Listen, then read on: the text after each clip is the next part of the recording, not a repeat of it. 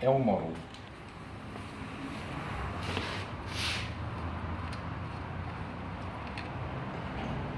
So yeah, it would have been taken, as your dad said, by steam train out to Yandanooka. Stayed out there all its life. But after all that rust and rain and everything it sat in, it's amazing the quality of it.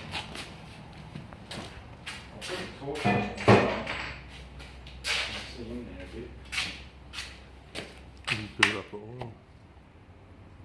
Massive conrod.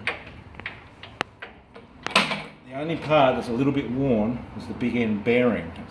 That's white metal, what they call white metal bearing, that one. Yep. Same as what they have on the mills and that on the mine sites. They just last forever and ever, they never really wear out. But it's very soft metal, there's a lot of lead in it. Okay. So they're quite easy to damage. When I pulled this apart, the oil and sludge that was in there, you'd swear it came from a jungle. It was definitely the worst stuff I'd ever seen. So it had a pretty hard life from the oil lubrication department. Yep. But all that got pulled out. You show the camera up inside there, you might see the piston later. They're filming of it. Oh yeah, I can. See all the bits? Yeah, yep. Quite massive, isn't it? Yep. Well, when I was at your dad's, and your dad says, oh, it's probably too far gone, this engine, it was just one solid block of rust. Well, I undid the nuts that held the barrel on and lifted it there and then. I was Yep. amazed they all came undone straight away. They used to use all their anti-seize and everything in them days, do the job properly. Yep. So yeah, it was a nicely built engine. That's a sticker for Perth here. Mullock Brothers, they must have been the agents in Perth. Anyway, all the parts were available via England. A lot of people over there interested. Some of the older guys, the people that still make these bits. And the other thing is these engines now, Lister engines, are made in India. But they make the diesel engines because they're more practical. And this one was made, there were no diesels. All they had. And the diesels came out around 1929, I think. Once they came out, the fuel efficiency, there was less chance of fire. So this is a 1926. 1923, Oh. this one was made. It's got all the So original. it predates the T model Ford. Yeah. Yeah, so you can understand it going by a steam train at the end. Yeah. Horses, lots of Yeah. horses around. Yeah, and the people at Yandanooka would have gone, oh, look what's coming to town. What can it do? Yeah, everyone gather around. Yeah, fire it up and be like me firing the pulse jet up for you today. They would have been all excited about seeing a petrol engine. Yeah. I suppose they would have had a few cars in them days, but they're probably all excited about them too. I'm into the wing nuts. The original. Are they? No, they're not the original nuts. Oh. No, I replaced them. The original ones still work, but they'd rusted out of shape a bit. Yeah. And I thought the nuts and the studs, I thought no, I'll replace all of them. Some of them had seized and had broken and took a lot of the Is that other- room for another piston or? No, that's another you take spark them plug? covers off and the valves are hiding under there. Oh yeah. The valves you can see underneath. And that's the That's the way to bring the valve out. That's the spark plug. intake valve, exhaust valve. Yes, they can be swapped around. It can be swapped. Yeah. You can fiddle with the camshaft on these. They got pins in them. It can be modified to work in a different fashion. But then if I do that, then a few of these linkages and that have got to be modified. So I thought no, we'll keep it all original. I had to make a few gaskets, not all of them. There is no cylinder head gasket to blow. It all has one. Yeah, the ignition system for this, that took a lot of time and effort. I had to reboost this magnet back into power. I had to make some magnet boosters. I've got over there on the shelf. And do the research on the internet, all about how the electronics work. And I learnt a lot from this.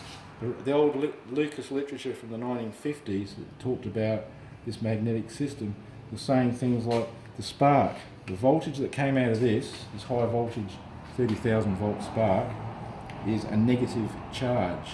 it's not a positive spark charge, it's negative. And I thought, what are they going on about? And they explained, they said 30% more power to be had for the spark plug by having a negative charge and not a positive one.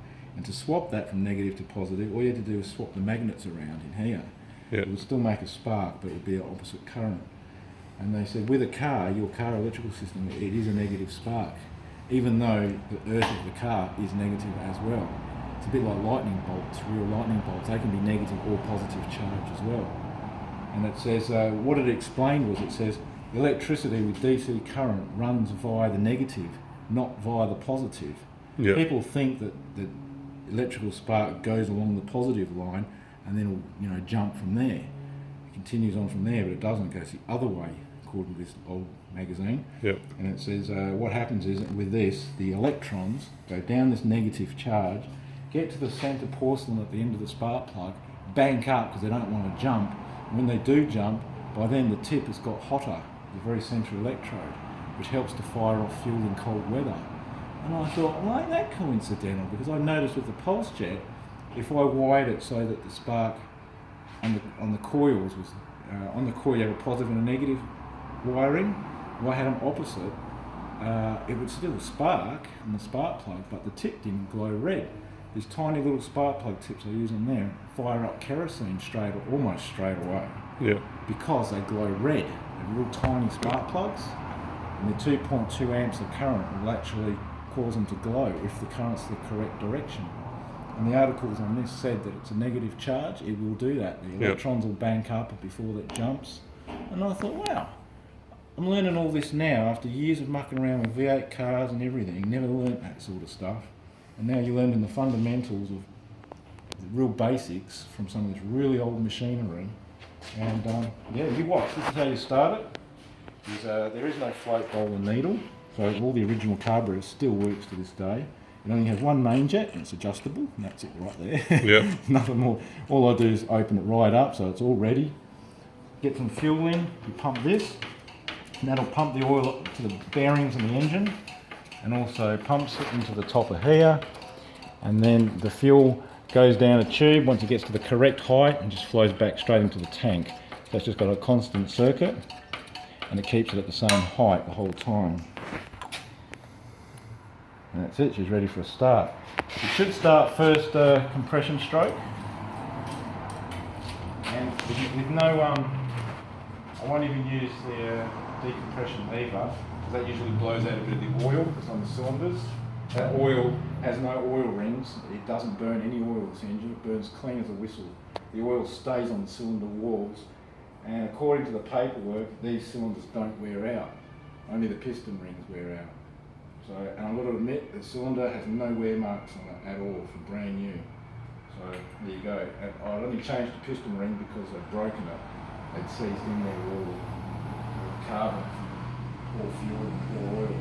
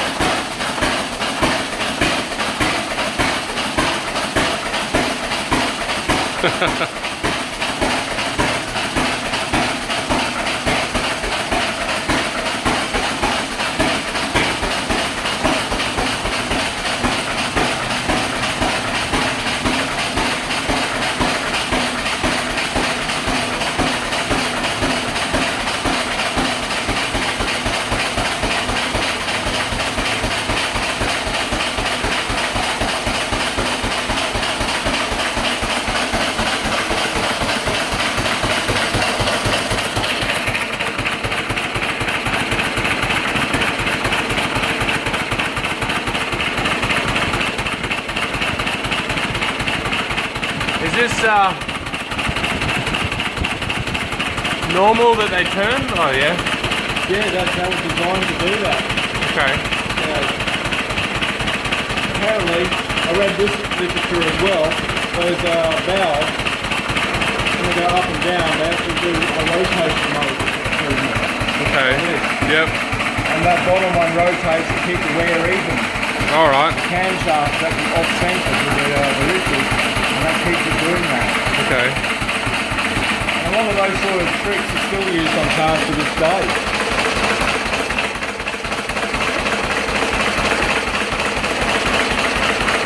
There's also an air valve, and here a one-way air valve.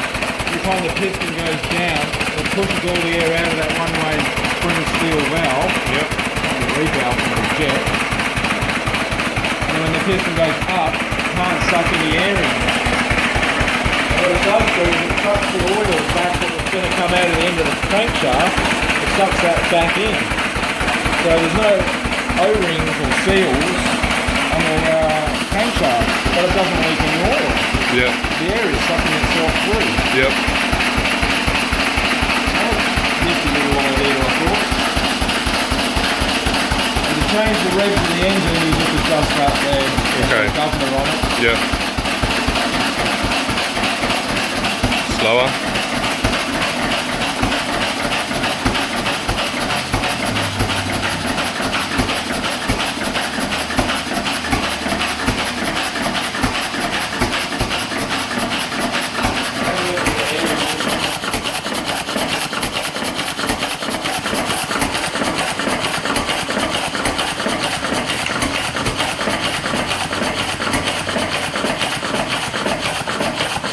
Uh-oh.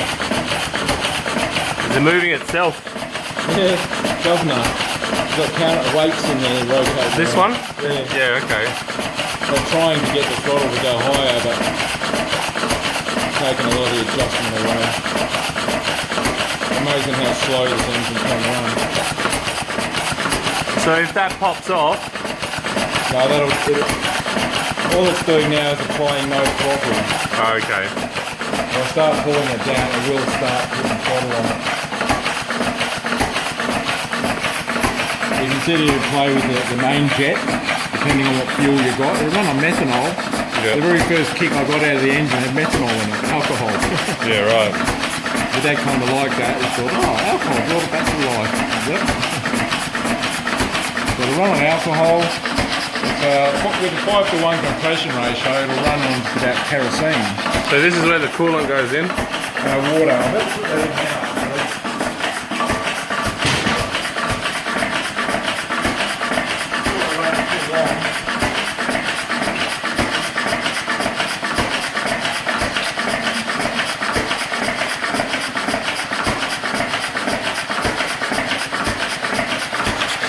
Thanks for reminding me about that.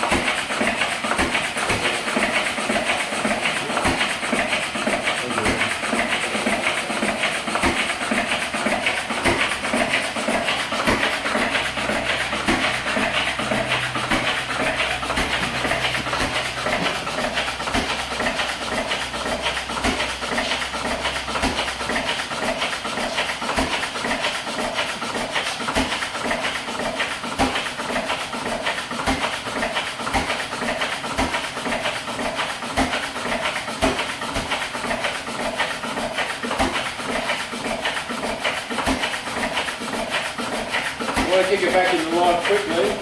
Hit that throttle lever.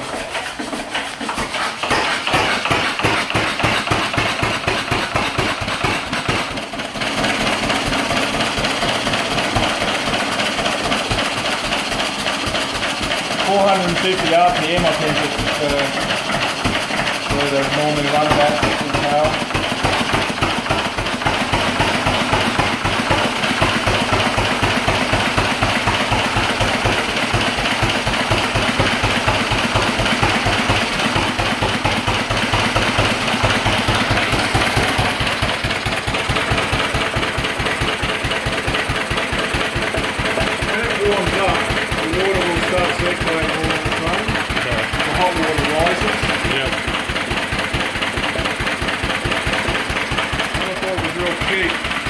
only fill it so it's almost able to float, not quite. When it's cold, there's no movement of the water. It warms up, and as it warms up, the water expands, and the level raises, and it starts circulating all on its own. Yep. So it's a bit like a thermostat. Normally you just got to keep it up above that and boil away from the top of there, and that's it. Yep. No cap needed. I think you have a drive belt on it. That'll be used for sheep shearing or the drive a pump.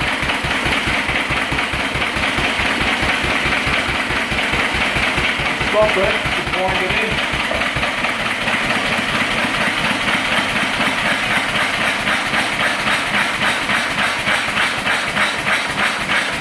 Is that just the compression that huffs? That's it. The governor's now given it full throttle. You can hear the air intake, there's no fuel in it. Ah. Just running to a stop. That's how you stop it. Fuel back on.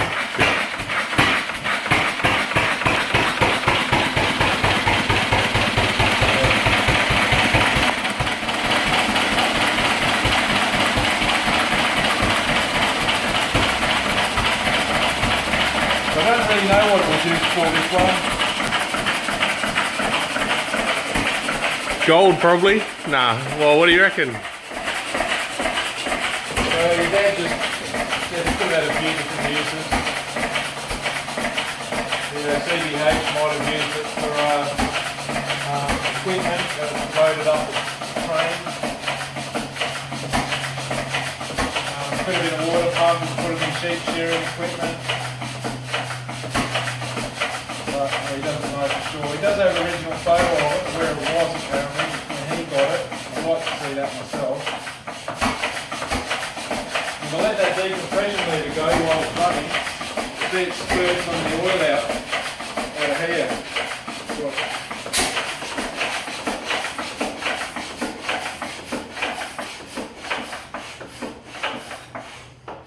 That stopped it. Oh, I lost compression. Yeah. Upset it. Yeah, so that's the basics of it. But thanks for reminding me of the water factor. I often do start without water, but I only do a short run. Yep. Because that was a long run, it didn't need it. I got it in just in time, really. Well, that's what I'm here for. Yeah, so you want to start it? Have a go? Oh, okay. Alright. I haven't had any troubles with what they call kickback. I've had no trouble at all with it. Oh, well, we won't film that then. Well, I'll do another start. I'll start it as is. Alright. I shouldn't have to give it the full the normal start sequence. It should just be as easy as just turn it now. This has got a one-way ratchet in it. Yep. And it can be swapped around and you can drive from the other side Okay. in the same direction for starting. Yep. And this is the side it was started from, so it's got all the wear in the key. So I just run it backwards until it bounces off compression and go forward. As slow as that is all it needs.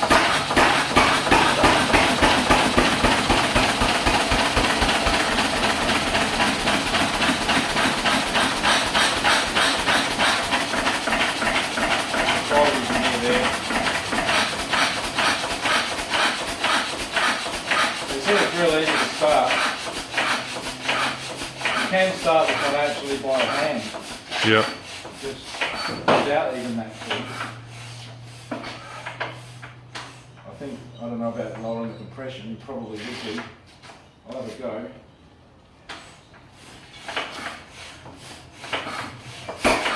There you go. That's still no decompression.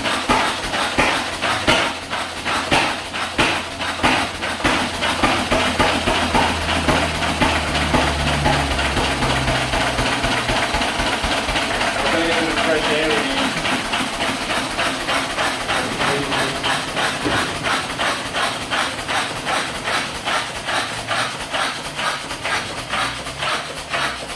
The weight of the whole thing, I think it was about 500 kilos, the whole lot. This as well. Even the original company that made these frames, so it's still written on it. molasses and water ate all the rust off them as well. The only thing I did do is I added these steel bars here to add a bit of strength for these axles. They used to have wood in there before, planks of wood. Yeah. And I decided to put steel bars in. Alright, we'll sign that one off at 20 minutes.